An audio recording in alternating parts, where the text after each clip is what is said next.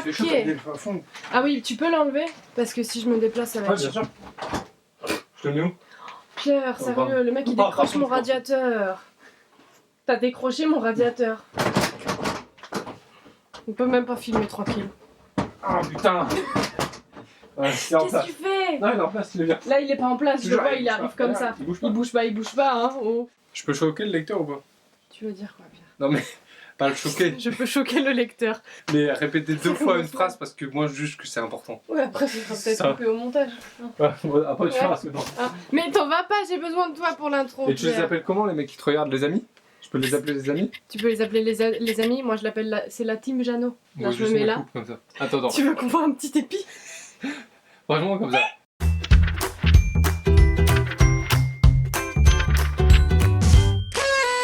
Bonjour et bienvenue, ici votre bon vieux Jeannot. Je t'ai donné un coup, non? Oui. Aujourd'hui, je me suis dit qu'on pouvait parler de livres de développement personnel puisque avec la nouvelle année, vous avez tous envie de prendre des bonnes résolutions et ça pouvait être un genre littéraire qui vous intéresse. Je vais rapidement vous parler un peu d'où ça vient, pourquoi on lit des livres de développement personnel et restez jusqu'au bout puisqu'une personne un petit peu spéciale viendra vous en conseiller quelques-uns. C'était ton moment. T'as loupé ton moment. Bonjour.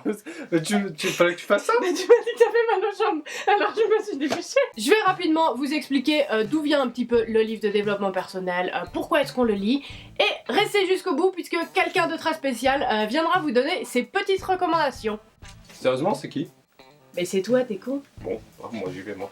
Bon bah oublie pas de revenir, hein. Ce qu'on entend par livre de développement personnel, en fait, c'est très simple. C'est tout simplement un livre qui va nous aider, en fait, à nous améliorer dans un domaine. Donc c'est en fait assez large, finalement. Le livre de développement personnel a en fait déjà plus ou moins existé dans d'autres cultures, et notamment pendant la Grèce antique et à Rome. À cette époque, c'était vraiment une grande ambition pour l'écrivain d'essayer d'amener quelque chose au lecteur, de lui amener une forme de culture personnelle, d'essayer de l'emmener plus haut quelque part. Et donc on a vraiment des gens comme Platon, Sénèque, Cicéron, Aristote qui ont écrit des livres qui s'apparentent à un livre de développement personnel où c'était écrit pour aider un petit peu les gens. Vous avez par exemple L'amitié de Cicéron qui était très lu à l'époque et même encore aujourd'hui, ou encore L'art d'aimer d'Ovide. Le moment où on va à proprement parler de livres de développement personnel, en fait, c'est quand Samuel Smiles va sortir un livre en 1859 qui s'appelle Self-Help. Il écrit ce livre en plein boom du matérialisme et du coup il essaye de dire non le matérialisme c'est mal et finalement c'est l'esprit qu'il faut développer. Donc du coup ça parle à pas mal de gens et lorsqu'il va mourir il aura en tout vendu 250 000 copies de son livre. Ah bah ça fait de la thune hein. Et la question à laquelle j'avais envie d'essayer de répondre avec vous aujourd'hui les amis c'est: pourquoi est-ce que le livre de développement personnel est aussi mal vu? C'est vraiment un genre littéraire qui est régulièrement moqué. Et pourtant il se vend très bien, hein. Ça y a pas de problème. La raison pour laquelle c'est un genre littéraire qui est moqué, c'est peut-être aussi parce qu'il y a eu une époque où il y avait, et même encore aujourd'hui, hein, des titres assez aguicheurs, assez rigolos, comme par exemple Qui a piqué mon fromage? Donc bon, t'arrives dans le rayon, tu te dis c'est un peu pété quoi. Et je pense qu'un personnage par exemple qui a beaucoup aidé aux moqueries de ce genre littéraire, c'est Bridget Jones. Si vous connaissez un petit peu cette bonne dame, elle est pas très heureuse dans sa vie, et elle lit beaucoup de livres de développement personnel, mais c'est vraiment vu comme une moquerie, et en gros le jour où elle arrête d'en lire, tout va mieux dans sa vie. Et ce qui dérange les gens, j'ai l'impression, avec ce genre littéraire, c'est que quelqu'un puisse se dire qu'il a envie de changer quelque chose dans sa vie, qu'il a besoin d'aide, et ça c'est considéré comme une faiblesse, alors que moi je me dis en fait c'est juste quelqu'un qui se sort les doigts. Mais le problème c'est que les gens se disent que la personne n'est pas capable de prendre ses propres décisions et que finalement elle va appliquer ce qu'elle a lu dans un bouquin. Moi personnellement ce que je pense c'est que ça reflète les gens sur leur propre réalité et de voir quelqu'un qui est prêt à changer et faire quelque chose pour changer dans leur vie, bah finalement ça leur fait peur. Bravo!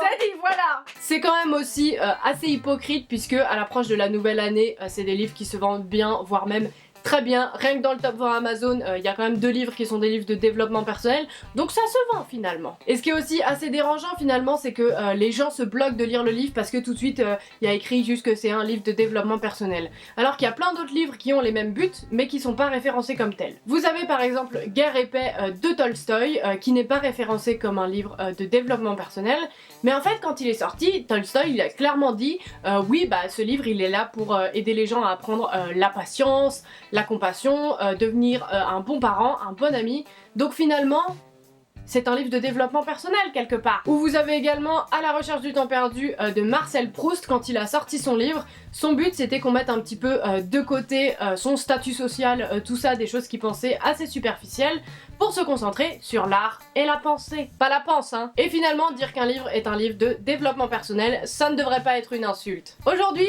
les choses semblent changer un petit peu, mais finalement, le terme de livre de développement personnel, ça embouche encore un coin à quelques personnes.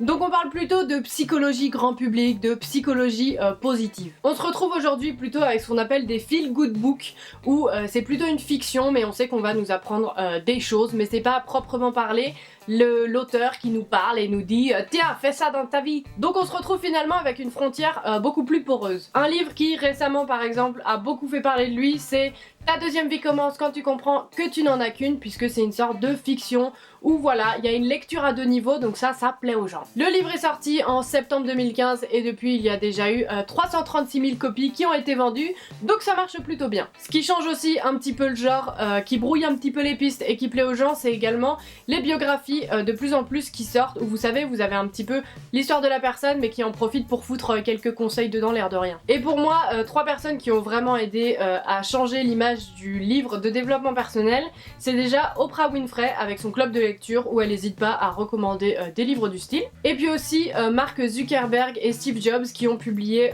une liste de lecture où ils conseillent pas mal de bouquins aux gens, et dedans, eh ben, il y a des livres de développement personnel, mes chers amis. C'est donc tout ce que j'avais à vous dire sur le livre de développement personnel. Je vais vous laisser avec l'expert, hein, puisque lui, il en lit beaucoup plus que moi des livres de développement personnel, et il va vous proposer 3 magnifiques recommandations.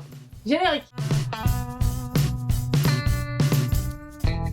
J'annonce ce livre. Eh oui, Bon, c'est moi. bon, allez, on se concentre. Nous revoilà donc avec l'expert dont je vous avais parlé, Pierre, l'autre un putain enculé. Je peux pas filmer tranquille dans ce merdier. Nous revoilà donc avec l'expert dont je vous avais parlé, Pierrot pour les intimes, Pierrot. qui est mon frère. Voilà. Voilà, Donc tu vas nous conseiller 3 livres sympathiques à lire de développement personnel. c'est exactement ça. Et ben c'est parti. Donc on va commencer par le livre numéro 1. Donc le livre numéro 1, il s'agit du pouvoir des habitudes de Charles Duhigg. Donc Jeannot, ce bon vieux Charles Duhigg, il a travaillé où? C'est à toi de présenter. Ah, c'est à moi de présenter, pardon. Donc Charles Duhigg, il a commencé en 2006 à travailler au New York Times. Il a écrit en 2013 son livre Le pouvoir des habitudes qui a raflé Pulitzer. un petit pouli. Je me permets de te couper. C'est assez rare quand même qu'un livre de développement personnel gagne un prix littéraire. On a l'image qu'ils sont pas assez bons pour écrire un prix littéraire. Donc, big up!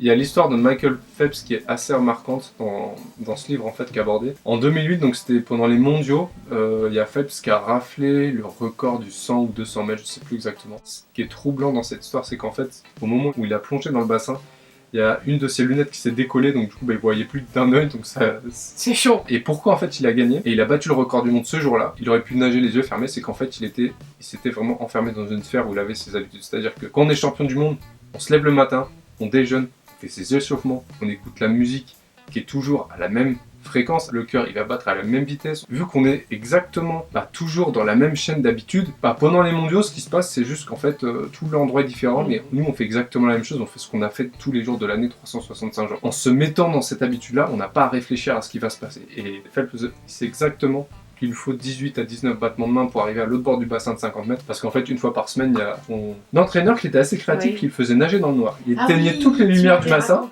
et disait Phelps, tu me fais 4 heures, tu nages. Et là tu dis, mais il est fou. Et du coup il sait exactement que en 18 à 19 mouvements de main, il va arriver à l'autre bout. Avec des petites habitudes on peut faire un record du monde. Pourquoi je recommanderais ce livre? Là je vais lire l'autodiscipline a un effet supérieur au QI sur les performances académiques.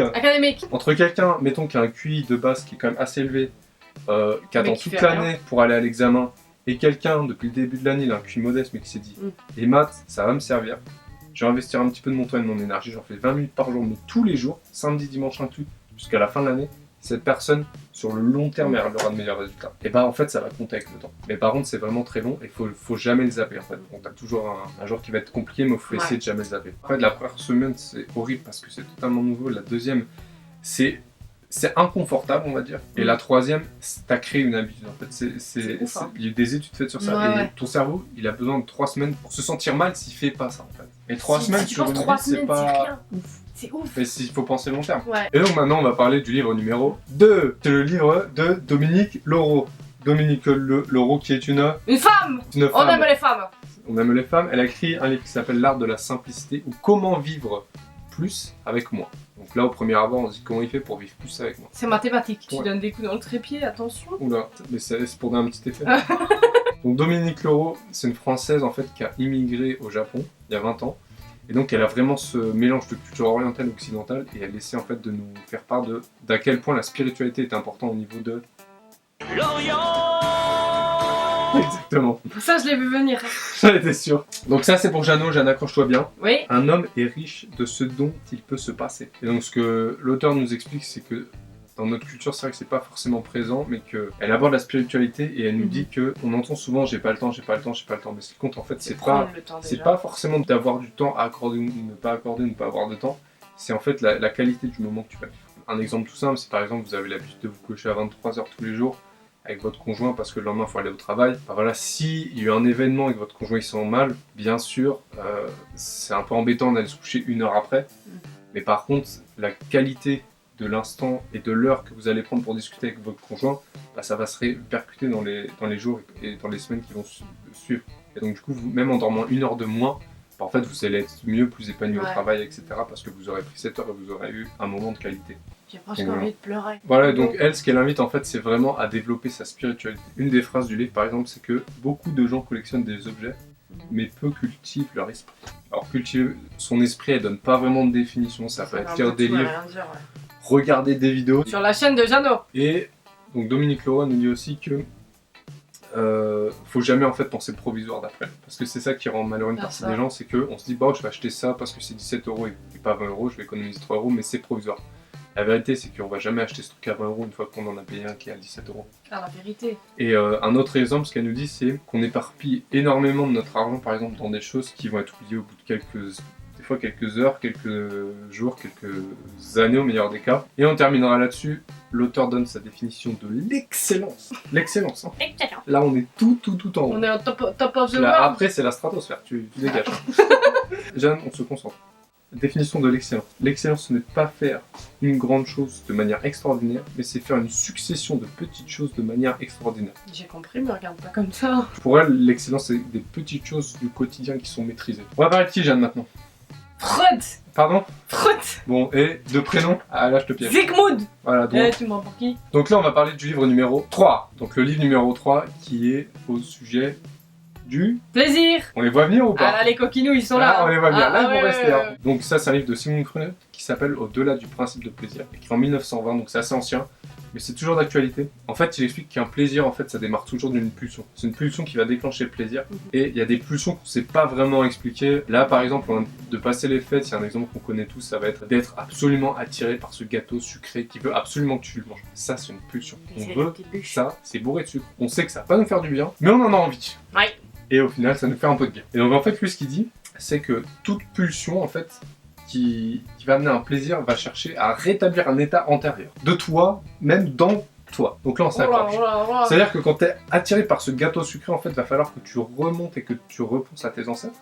D'accord. Et psychologiquement, même limite génétiquement, t'es fait pour manger quelque chose où il y a plus de sucre, qui est plus gras, que aller brouter de l'herbe. Et en fait, pourquoi ça? Si on revient par exemple ne serait-ce que 20 000 ans en arrière, on était programmé, voilà, pendant l'été pour aller chasser énormément, prendre de la nourriture, faire des vivres, manger un maximum. Donc du coup, il fallait stocker, c'est pour ça que naturellement on a naturé vers des trucs qui sont gras ou qui sont sucrés. Voilà, pour qu'on puisse mieux hiberner l'hiver. Un deuxième point qui est abordé par Freud, c'est qu'est-ce qui déclenche finalement le plaisir. Et donc lui, il a 2 théories, donc qui sont vraiment en 2 directions opposées. Il dit ça peut être quelque chose qui est nouveau en fait, cette invitation à la découverte, c'est ça qui va déclencher le plaisir. Ou alors, on peut avoir ce qu'il lui appelle la répétition, c'est-à-dire que par cet acte de répétition, on va accéder une fois de plus au plaisir. Mais pas par rapport à l'objet de convoitise, mais par rapport à ce que cet objet de convoitise suscite en nous. Et bah c'est tout ce qu'on avait pour vous aujourd'hui. On espère que cette vidéo vous a bien plu et que vous avez aimé notre expert en or, hein, Expert, bien sympathique. Oh ça va, on peut se jeter quelques petites fleurs. Espère Casper, oh putain la blague. J'ai kiffé. N'hésitez pas à liker la vidéo les amis, c'est très important, ça aide vraiment beaucoup, vous n'imaginez pas à quel point. Et si vous n'êtes pas abonné, bande de petits filous, et bah courez, abonnez-vous, hein, ça fait plaisir. Et puis nous, on se retrouve samedi prochain. Allez, salut!